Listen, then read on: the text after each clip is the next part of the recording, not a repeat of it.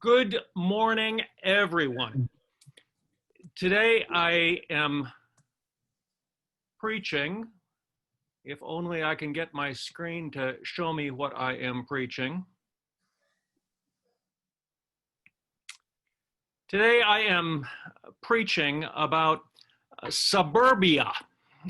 In fact, today and in 2 weeks, I will preach pretty much verbatim, warts and all, sermons I preached on 2 Sundays in late September and on this very day, October 4, in 1992, 28 years ago. Talk about a retro experience. Few of you were there then.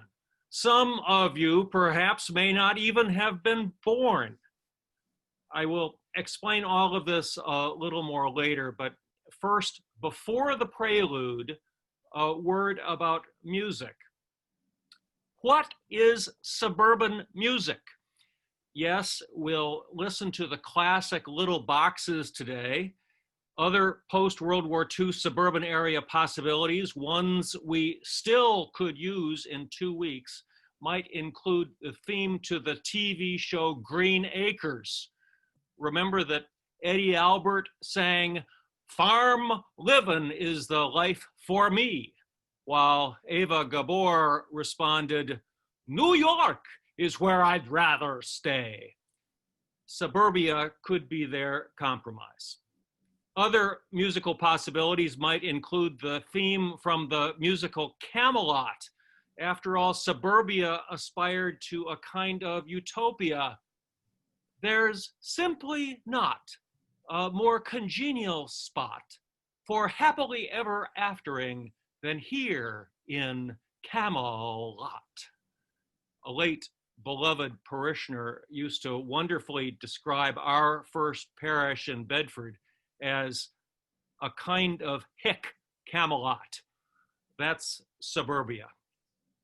Maybe you've seen the banner on Route 225 in Carlisle that promotes a new suburban development. Rural charm within reach, the banner proclaims. That's suburbia. I also think of music by Black artists like Nat King Cole or maybe Sammy Davis Jr., stuff I'd call music that doesn't scare white people, or easy listening exotica like Herb Alpert and the Tijuana Brass. Well, perhaps you have other suggestions. In the suburban era, one nation indivisible, we'd gather around the flickering TV hearth and watch The Tonight Show with Johnny Carson. And so without further ado, please welcome Ed McMahon, Doc Severinsen, and the Tonight Show Band.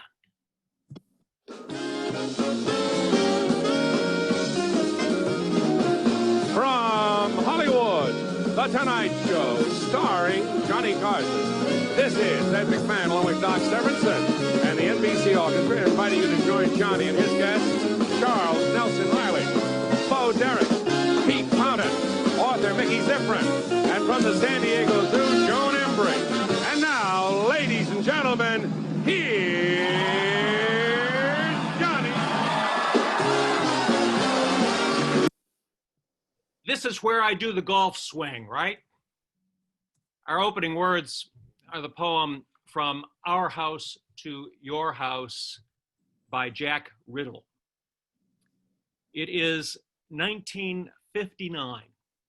It is the cusp of the coming revolution. We still like Ike.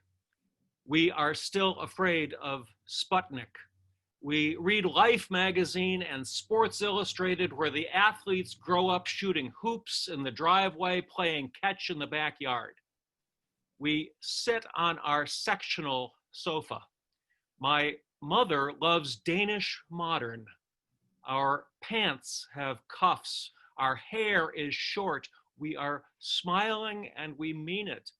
I am a guard. My father is my coach. I am sitting next to him on the bench. I am ready to go in.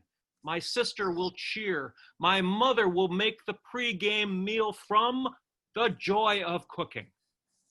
Buster is a good dog. We are all at an angle. We are a family at an angle. Our clothes are pressed. We look into the eye of the camera. Look 'em in the eye, my father teaches us. All we see ahead are wins, good grades, Christmas. We believe in being happy. We believe in mowing the lawn, a two-car garage, a freezer, and what the teacher says. There is nothing on the wall. We are facing away from the wall. The jungle is far from home. Hoses are for cleaning the car, watering the gardens. My sister walks to school. My father and I lean into the camera. My mother and sister sit up straight. Ike has kept us safe. In the spring, we will have a new car, a Plymouth Fury with white walls and a vinyl top. Those are our opening words. And that Plymouth Fury, that's pretty close to what you're still driving, right, Steve Sussman? And now, here's Bradford. Welcome to First Parish Bedford this morning. We're so happy you could be here. It's a beautiful morning with beautiful weather, perhaps a bit too dry, but we welcome each and every person here. Looking at you, looking at all these wonderful faces, it makes me happy. We live in a very uncertain world, but knowing that you're here with us this morning and knowing that we're together, it means a lot. And I don't mean to say that in a casual manner. Having you here is very important, not only to me, but to everyone that you're looking at the moment. So you know what? I'm going to ask Delcy, can you unmute everybody for a second? And we're all going to say hello to each other. So here, I'll count to 3 and we're all going to say hello. So hold on just a moment and let's get the unmute all going. Okay, so it's an ask to unmute. Hello. Good morning. hey. Good morning, everybody. Good morning, everyone. Good morning. Nice to see you. Hello. Okay, Hey, everybody. we can stop talking. Enough. Here we go. I'm unmuted again.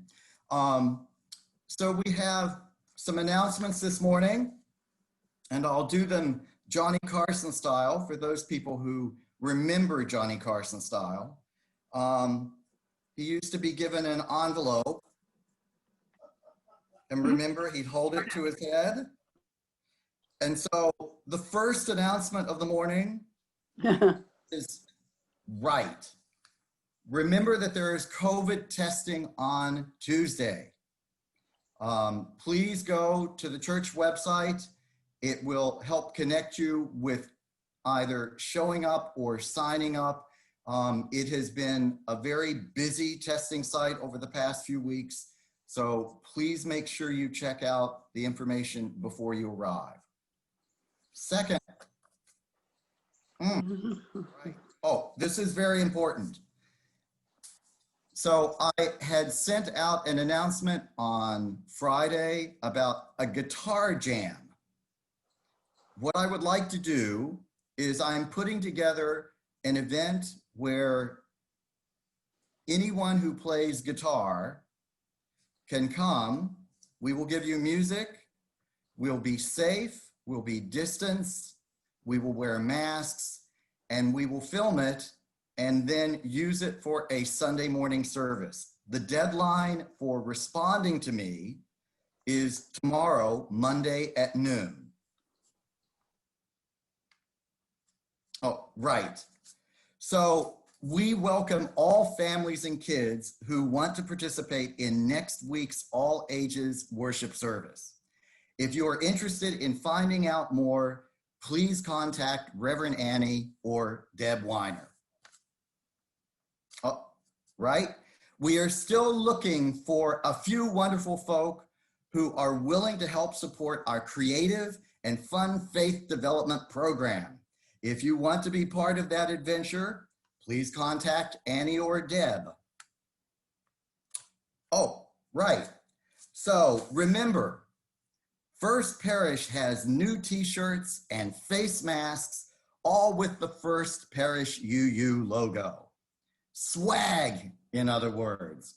Masks are $7.50, t-shirts are $8.50. They're going fast. Purple masks have sold out.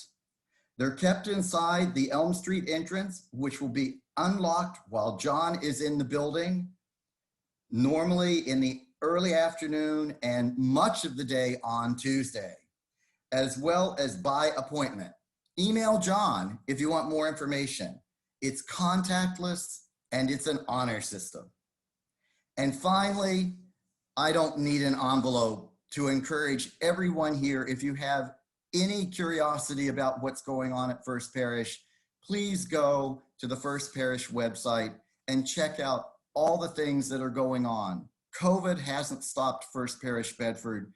We're still a thriving community with a lot of events.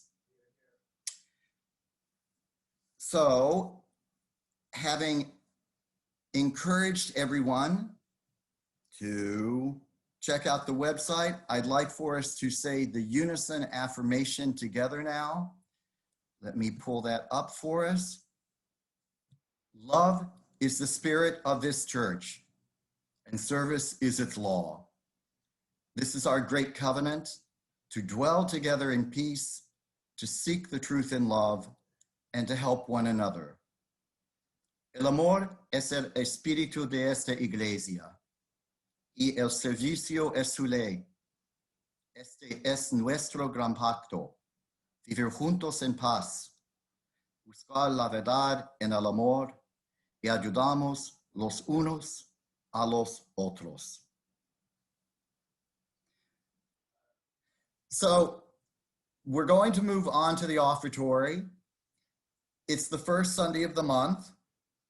And so that means that half of the offertory for this Sunday is going to go to a special cause. In the case of this month, it's going to be the Endangered Alphabets Project. And I'm now going to turn over the mic, as it were, to Dorothy Africa. Dorothy? Thank you. Endangered Alphabets is near and dear to my heart, but I'm sure some of you may remember them from the Bedford Lyceum back in 2016, or from the carving that's at the top of the stairs at First Parish. You could check out the website, of course, but it tries, the project attempts to bring attention to the languages and written symbols that are around the globe that are in danger of disappearing. And as Tim Brooks would tell you, when an alphabet and a written system disappears, so does everything recorded in it. And we are all the poorer for that.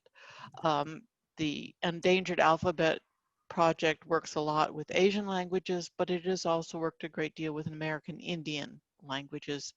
And if you check out the website and go to the Atlas of Endangered Languages, for those of you who have kids at home that you're teaching, it might be a good thing to explore with the kids. Thanks very much.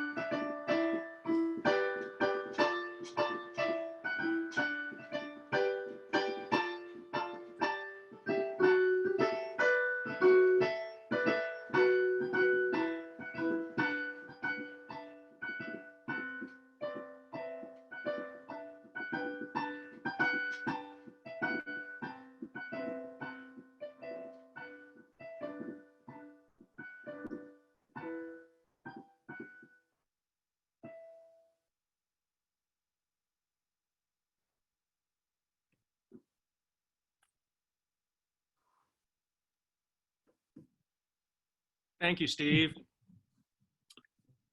The song Little Boxes was written and composed by Unitarian Universalist folk singer Malvina Reynolds in 1962 and recorded by Unitarian Universalist folk singer Pete Seeger the next year.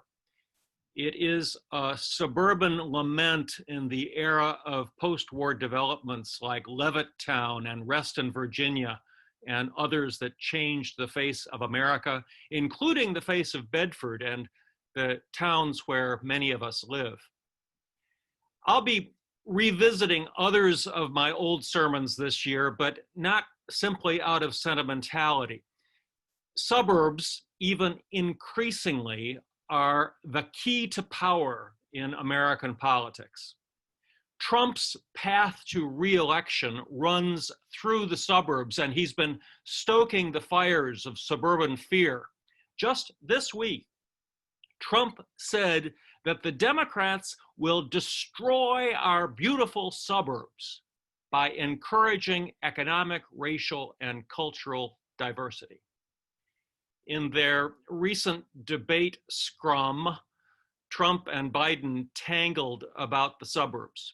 Still others now predict that the pandemic will encourage migration from crowded urban centers out to the leafier suburbs.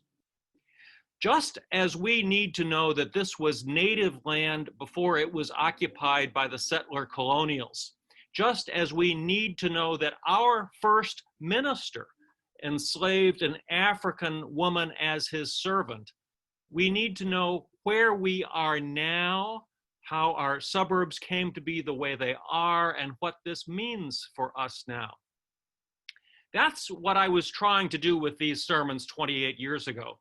As you soon will hear, I did not hit every nail on the head, but still, I think this is a reminder of necessary work we still have to do. I'm really not changing a word of these old sermons, so these are period pieces, but I will keep my red pen ready for any revisions. At the end of this service, by the way, after the postlude, we'll have an old-fashioned talk-back discussion. Folks will raise their hands, be recognized, and we'll stay together for 30 to 40 minutes before calling it a day. Now, to set the stage for today's sermon, in 1992, on our chancel next to the lower pulpit, I placed 2 lawn chairs and a smoking Weber barbecue grill. I have no idea how I made it smoke. And up there in the old high pulpit, don't get me started, tall sunflowers shone over the congregation. Use your imagination. And now, Malvina Reynolds' Little Boxes, performed by Pete Seeger.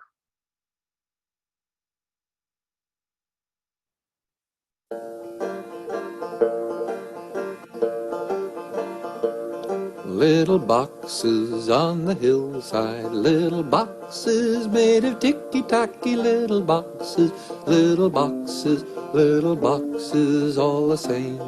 There's a green one and a pink one and a blue one and a yellow one, and they're all made out of ticky-tacky and they all look just the same. And the people in the houses all went to the university, and they all got put in boxes, little boxes all the same. And there's doctors and there's lawyers and business executives, and they all get put in boxes and they all come out the same. And they all play on the golf course and drink their martini dry, and they all have pretty children, and the children go to school, and the children go to summer camp, and then to the university, and they all get put in boxes and they all come out the same. and the boys go into business and marry and raise a family, and they all get put in boxes, little boxes all the same. There's a green one and a pink one and a blue one and a yellow one, and they all made out of ticky-tacky, and they all look just the same. And now I get to be the one to say, here's Johnny. Thank you very much, Bradford.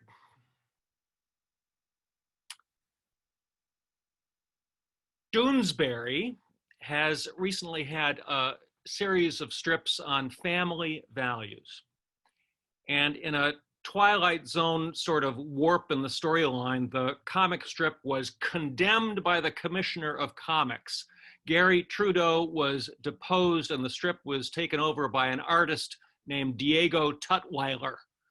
So in the new sanitized world, Joni asks Mike, "What's in the paper, honey?"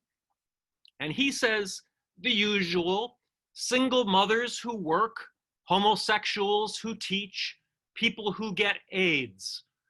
And Joni says, you know, maybe it's time we move to the suburbs. And then they both say, good idea, more of us and less of them. A place where we can practice our values in peace and quiet. You know that I preach on those subjects about which I know least, but about which I wonder most. This morning is no exception. The subject is suburbia, and just as we all wonder about our personal place in the universe and what we are doing here anyway, so too I ask, where are we, and what does this particular place ask of us? My wonderings come out of a particularly Judeo-Christian, maybe even Puritan attitude, which I haven't altogether chosen, but which is just there, so what else can I do? There are some faith traditions, like Buddhism, for example, in which it doesn't make a whole lot of difference where you are or even who you are. You can be a Buddhist in a crowd or in a cave. You can be male or female. Nationality is just another illusion. Buddhism is a cosmic tradition of being. The Western tradition, however, is a tradition of context, history, place, and identity. Buddhists don't agonize over questions of who am I or what am I supposed to be doing here. Instead, they say, the sky is blue, water sparkles, next question. However, some of the theology that excites me most these days is being done, and in the West, theology is something one does. It's an activity.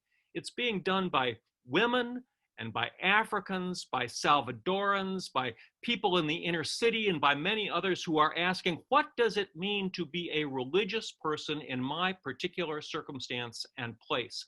In this barrio, in this culture, in this body, whatever. This is not melting pot theology, but spicy stew theology, multiculturalism. And importantly, this contextual theology is not just being done by the poor or by people from the third world, but it can be done by everyone, including middle-aged white guys, or for that matter, all of us. Some remarkable work has been done recently, for example, in Canadian theology. All of our Canadian Unitarian Universalist ministers spent a year exploring the distinctive identity of Canadian theology.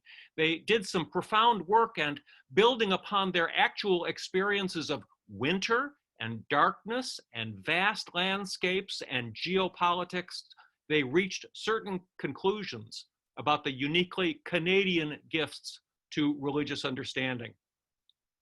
And though you have surely guessed that I want to explore the possibilities of a suburban contextual theology, the process is so important that I want to read to you an excerpt from the writings of Mark DeWolf, a friend and colleague who, until he died of AIDS in 1988, contributed significantly to the efforts of these Canadian contextual theologians.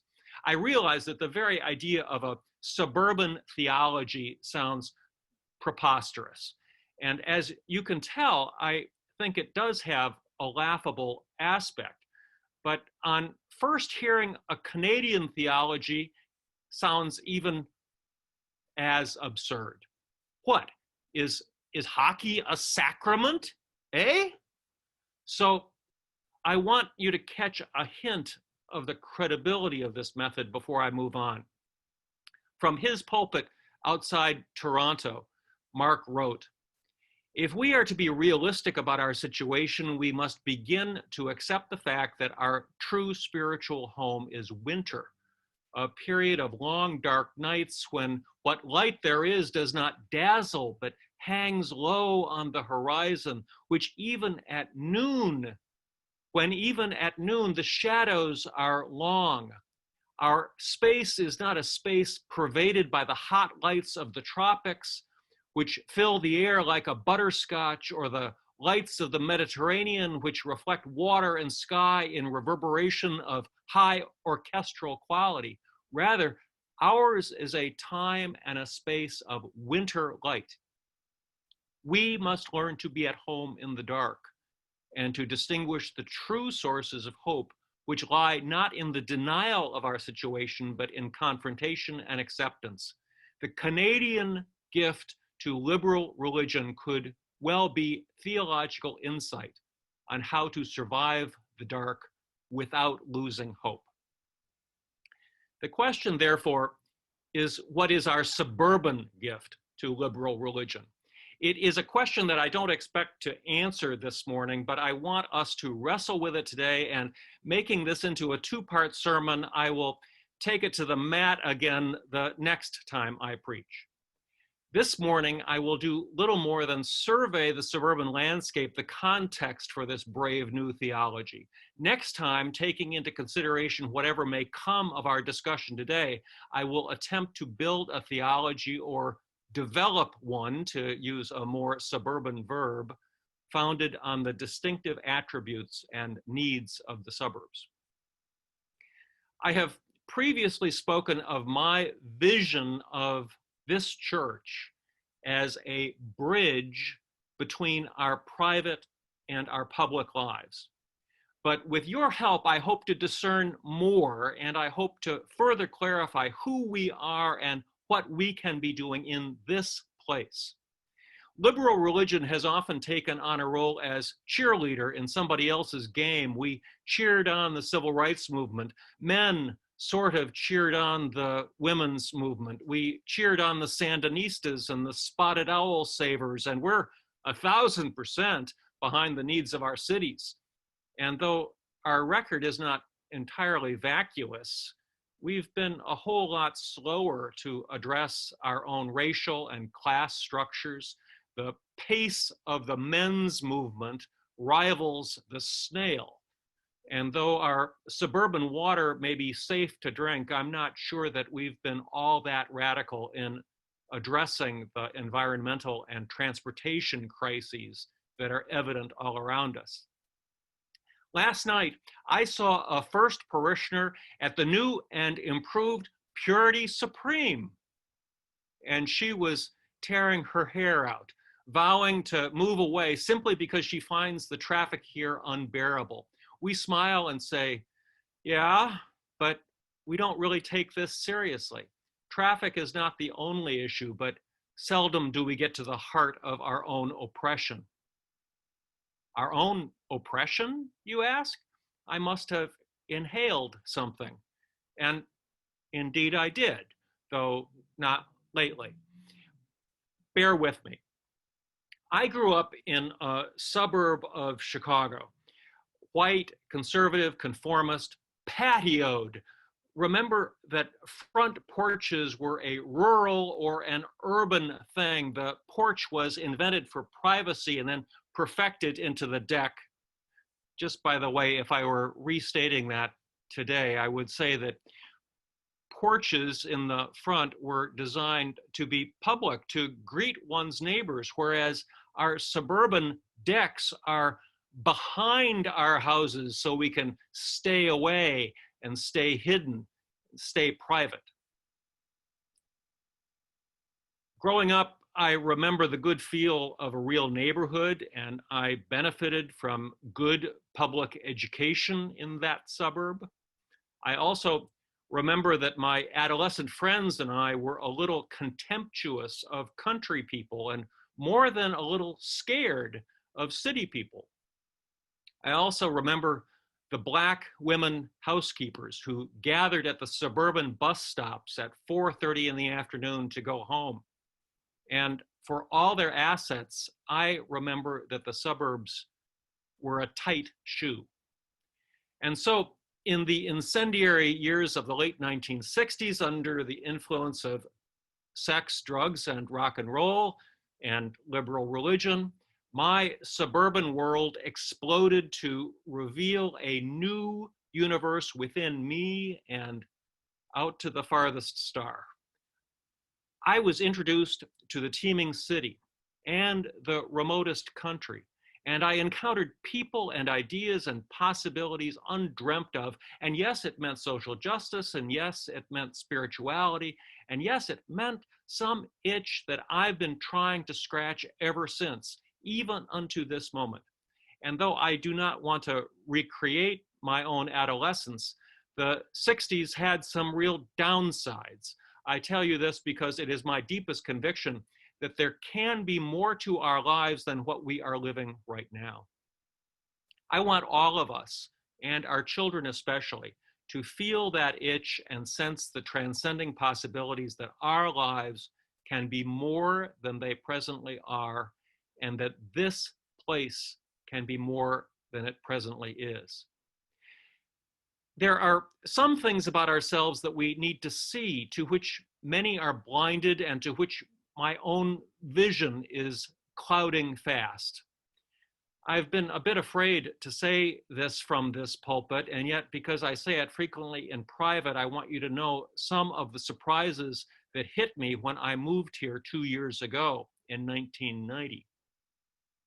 The biggest difference between people in central Massachusetts, where I served for 10 years, and people here is that people out there were parochial and unaspiring, which is why I left and am glad I did, but they were relatively happy and content with their lives.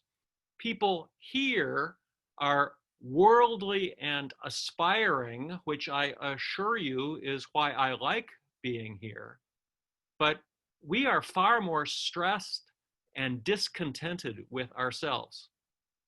I say this not in the least judgmentally, but I have been stunned by the numbers of us on anti-anxiety and antidepressant medication. I'm not saying we shouldn't be on medication. In fact, maybe a few more should be, and I could be among them. I could revise this part of the sermon as well, but you can guess my revisions. I do want to affirm the very real benefit of the treatments that are available to us. But what does the anxiety, the stress, the isolation, the financial pressure, the traffic, the loneliness say about what we are as a church should be doing? Personally, to get us through the day, but systemically also, because here there is an oppression that is real. I certainly am not trying to play a game of who is more oppressed, and there is a real difference between those who lack food or shelter or safety and our own commodity-rich circumstances. But as any of you who have traveled can testify, people outside of the US take note of our spiritual poverty, the weakness of our families, our communities, our sense of kinship with nature and each other, our fractured sense of commonwealth. Suburban isolation from the city is part of it. I fear for our children, to whom Boston could just as well be LA. They know so little of it. Even in the 60s and 70s, I'm told that Bedford kids were sufficiently mobile as to know Cambridge well, and a number of our kids did a thriving business in fireworks in the North End.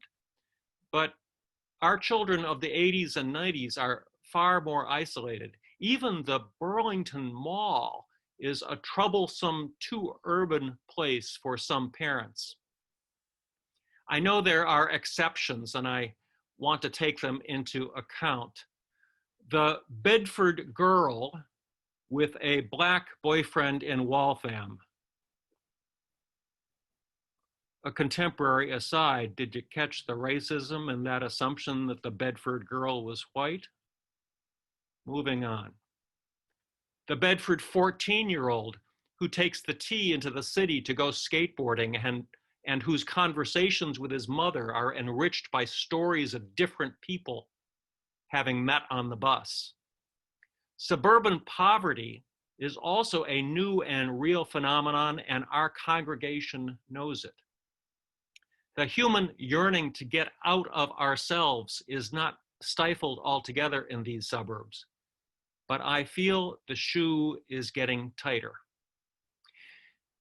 This sermon is prompted by some national demographics. We have become a suburban nation. The 1990 census reported that roughly half of the US population is suburban, up from 1/4 in 1950, 1/3 in 1960. Until 1920, most Americans lived in rural areas. Let's test out these statistics. Raise your hand if your family lived in the country, in the countryside, rural, in 1920. By 1960, the nation was evenly divided, 1/3 rural, 1/3 urban, and 1/3 suburban. How many of your families were still rural in 1960? Not so many hands. And now, in 1992, the rural population is down to 25%, urban 31%, and the suburban piece of the pie is largest with 44% and growing. This year is the first presidential election in which a majority of voters will be suburbanites, which is why both candidates have largely adopted a suburban strategy, ignoring both rural and urban voters and courting us. This explains the obsessive focus on the middle class. A contemporary update, I did take a look at more current statistics, and by 2017, 52% of America may be counted as suburban. The numbers are something like 27% urban and 21% rural. Even more so, are we a suburban nation? The single most self-description of the middle class is that of taxpayer. The suburbs were designed as enclaves of private property and ownership, not just of homes and small businesses, but of government, so that as little as possible of our money or labor will go to people we don't know or purposes that are not immediately our own. In John Kenneth Galbraith's new book, The Culture of Contentment, his most damning indictment is that those who achieve middle class or better status invariably attribute it to their own virtue. We got here because we deserved to get here, whereas a lot of it is simply demographics. We're getting richer because the poor are getting poorer, and the balance of power is in our favor. Let me teach a short course in suburban planning. Around the turn of this century, an anti-urban attitude began to develop in the US. The gleam was off the machine age. Parenthetically, one can argue that Western culture has never been fond of cities. Adam and Eve bore two sons, Cain and Abel. After Cain slew his brother, God sent him away to wander the face of the earth. God promised him protection so long as he kept wandering, but Cain refused God's protection and went to the land of Nod, where he built the first city and named it after his son Enoch. Thus, the first murderer is also the first city builder. And later biblical attitudes aren't much more positive about cities. But in the 20th century, the modern architect Louis Sullivan is typical when he describes being taken to Boston as a boy. As one might move a flourishing plant from the open to a dark cellar and imprison it there, so the miasma of the big city poisoned a small boy acutely sensitive to his surroundings. He mildewed, and the leaves and buds of ambition fell from him. He would have run away, he reported, but his father took him on rejuvenating trips to the suburbs, on long walks to Roxbury, to Dorchester, even to Brookline, where the boy might see a bit of green and an opening up of things. John McMahon, one of the first suburban planners, wrote a book titled Success in the Suburbs in 1917, in which he described the suburbs as a happy marriage of city and country, a marriage that would produce particularly happy children. It is amazing how the family will thrive in its new arrangement. Pale cheeks will grow rosy.